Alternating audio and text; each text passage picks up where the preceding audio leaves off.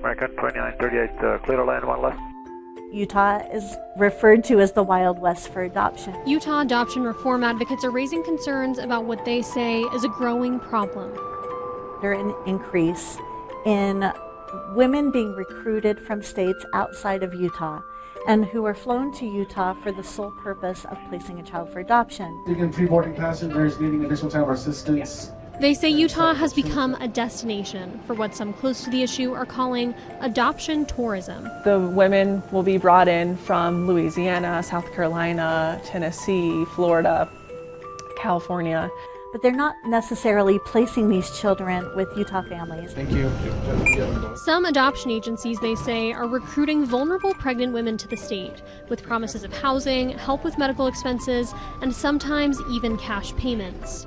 They say the adoptive parents are coming from other states too. It does raise the question of, are we paying women for their babies? And if we are, then we have a huge problem. I'm Fox 13 investigative reporter Taylor Stevens. Advocates tell me the root of the problem is Utah's permissive adoption laws, which are among the least restrictive in the nation. Now lawmakers are exploring ways to crack down on a system some worry has become coercive. Right? I don't know where everybody went. Are they passing out pink ones? No. As Valerie Mayoral places flyers on the doors of a Layton apartment complex. Just hoping it gets to the right people. And sits at a table It'll be good. to provide information to birth mothers considering adoption. We're just handing out flyers about Utah adoption rights. She can't help but think about her own story. It brings back a lot of, what I went through. And that's why I want to do it, is just to make sure no woman is alone. In 1996, Mayoral was a high school senior when she came to Utah from Wyoming in the final weeks of her pregnancy to give birth and place her baby for adoption. Her family had connected with an adoption agency in Utah through her church, which helped coordinate housing with the host family. I was by myself. I walked into that hospital room in labor alone. Looking back some 30 years later, she sees how vulnerable she was. You're going to a whole different doctor. You don't have that relationship. You don't have your friends.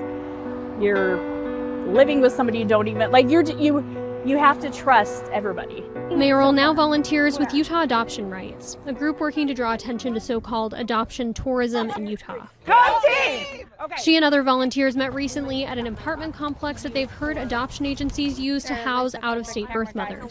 What do we want them to know? Their rights! Ashley Mitchell, a birth mother and one of the co-founders of Utah Adoption Rights, says adoption is the right choice for many women. But it's important they go into that decision eyes open. I believe that adoption should exist. I believe that if that feels right for the women, that they absolutely should make those choices, but they need to know what they're signing. They have the right to understand the long-term consequence of those choices, because adoption really is for life. We want to make sure everybody's educated. Mayoral's story shows women have long been coming to Utah from other states to give birth.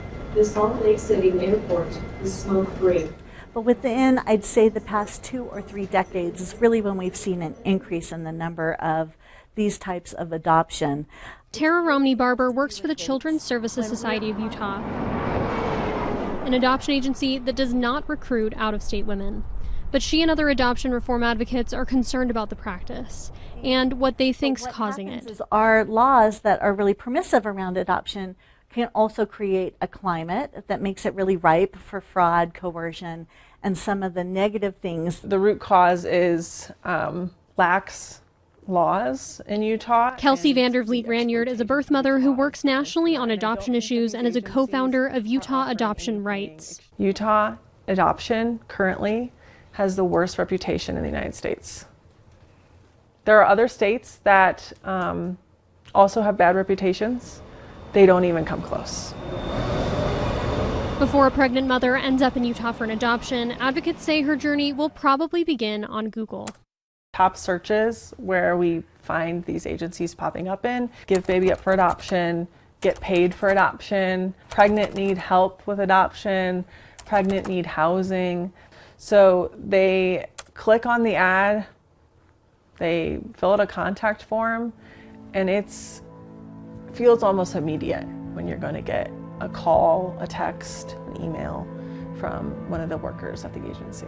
We'll take care of all of your fees, we'll put you up in housing, you'll get a stipend for your living expenses, and this can be really enticing to people who are struggling with poverty or other issues. If a woman ultimately decides to go through with the adoption, we've heard from some women that they do receive the cash payment as soon as it could be Cash App, it could be cash in an envelope, it could be check. Utah allows for reasonable adoption-related expenses to be paid to birth mothers who are making a plan for adoption, so long as there's no inducement of the birth mother. But advocates argue these payments test that ill-defined boundary. It's a very fine line between human trafficking and a healthy adoption situation. Utah law says any money paid to a birth mother has to be provided as an act of charity. Barber says that means a woman has the right to change her mind and parent her child without having to pay back anything she received in the process. However, a lot of the women who are flown here from other states don't always know what their rights are in Utah and may feel like if I don't place my child for adoption or follow through on my plan for adoption, or if I change my mind, they're going to make me pay that money back. As they seek attention for this problem, adoption reform advocates want state lawmakers to implement a number of changes. Utah Adoption Rights is calling for a longer waiting period before a woman can consent to an adoption, as well as the creation of a revocation period during which she can change her mind. They also think the state should require adoption agencies to be licensed as nonprofits and add greater restrictions around payments to birth mothers. I really think that the financial aspects are really where we could make the most impact on this recruiting practice that we're seeing. I'm really concerned about.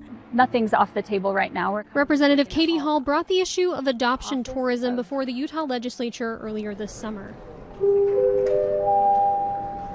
Ahead of next year's session, Hall says lawmakers will explore ideas to address the problem. We're trying to go right down the middle and make sure we're making it so we can still have adoption and be that family-friendly, adoption-friendly state without running into ethical issues. We're gonna go around to the back side and work that way. Oh, you're going down, I'll go up. In the meantime, volunteers with Utah Adoption Rights say they'll continue educating potential birth mothers from other states about their rights here in Utah. Do you grab these ones? Yeah. But they also want to make sure people who live here are aware of these issues as well. So I think it's very important that our local community and the state of Utah cares about how these adoptions are happening and what that's going to look like, because at the end of the day, in Layton, did we walk alongside them in our own state? Taylor Stevens, whether they stayed here or not, and I think that matters. Fox 13 News. I hope that's the case. Utah.